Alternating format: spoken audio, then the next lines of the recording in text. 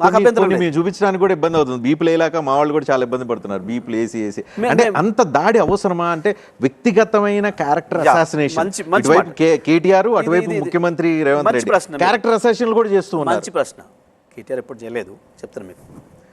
ఎప్పుడు వస్తుంది KTR character assassination ఒకవైపు, ఇటువైపు రేవంత్ రెడ్డి క్యారెక్టర్ అసాసినేషన్ ఇంకోవైపు జరుగుతుంది. ఎప్పుడు కూడా మాట్లాడలేదు కేటీఆర్. నెవర్.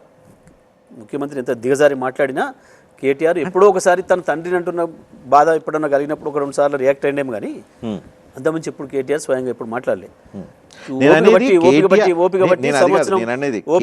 కేటీఆర్ ని వ్యక్తిత్వ హననం కేటీఆర్ జరుగుతున్నారు. At the same time Revanth Reddy వ్యక్తిత్వ హననం కూడా రీసెంట్ కాలంలో విపరీతంగా జరుగుతుంది సోషల్ మీడియా పేరుతో. మీరు సోషల్ మీడియా ఫ్యాక్టరీ ఒకటి పెట్టి, మీ పార్టీ తరఫున ఒక ఫ్యాక్టరీ పెట్టి ప్రత్యర్థి పార్టీని మీద వ్యక్తిగత దాడి చేస్తున్నారని కదా ప్రధానమైన ఆరోపణ. ఎప్పటి నుంచి మొదలైంది ఇది వ్యక్తిత్వ హననం? ఎప్పటి నుంచి మొదలైంది? కేసీఆర్నే కాదు, కేసీఆర్ కుటుంబ సభ్యులు పిల్లలతో సహా పిల్లలను కూడా బాడీ షేమింగ్ ఎప్పుడు చేసినండి?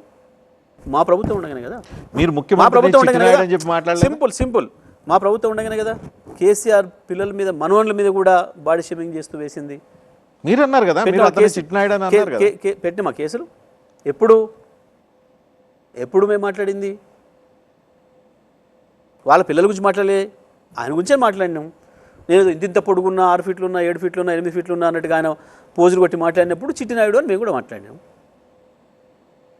చిట్టినాయుడు ఏం బూత్ పదమేం కాదే. మరి సినిమాల్లో చిట్టినాయుడు అనేదానికి పెట్టిండ్రు, ప్రజల్లో ఒక ఇమేజ్ ఉంది, ఆ చిట్టినాయుడు అని అన్నాం మేము. అది బూత్ అయితే సెన్సార్లో తీసేసేది కదా, సెన్సార్ సర్టిఫికేట్ వచ్చింది కదా. కేటీఆర్ నా గురించి అనటం లేదు, నేను కేటీఆర్ వాడిండి. కానీ కేటీఆర్ మీద చేసిన వ్యక్తిత్వ హననాన్ని మేము ముఖ్యమంత్రి మీద చేసినామా ఎప్పుడైనా? ముఖ్యమంత్రి మంత్రులు సోషల్ మీడియాలో ఎవరేం చేసుకుంటే మనం ఏం చేస్తాం? సోషల్ మీడియాలో మీరు ఆర్గనైజర్ పెట్టి నడిపిస్తున్నారని వాళ్ళు ఆరోపించేది. ఎక్కడ ఆయన నడిపినట్లు మేము నడపడం లేదే. 100 ఛానళ్ళు పెట్టుకుని నడిపింది ఆయన. ఇప్పుడే కాదు, మా గవర్నమెంట్లో కూడా నడిపిండు. మేమేం చర్యలు తీసుకోలేము. మేము దేని మీద కేసు పెట్టి లోపల వేయలే వాళ్ళను ఆనాడు. ఇవాళ పల్లెటూర్లలో యూరియా లేదని పెట్టినందుకు కూడా నిన్న అరెస్ట్ చేశారు. యూరియా లేదని రైతులు ఏదైతే ఆవేదన వ్యక్తం చేసిండ్రో దాన్ని సోషల్ మీడియా పెట్టినందుకు పిల్లల్ని అరెస్ట్ చేశారు.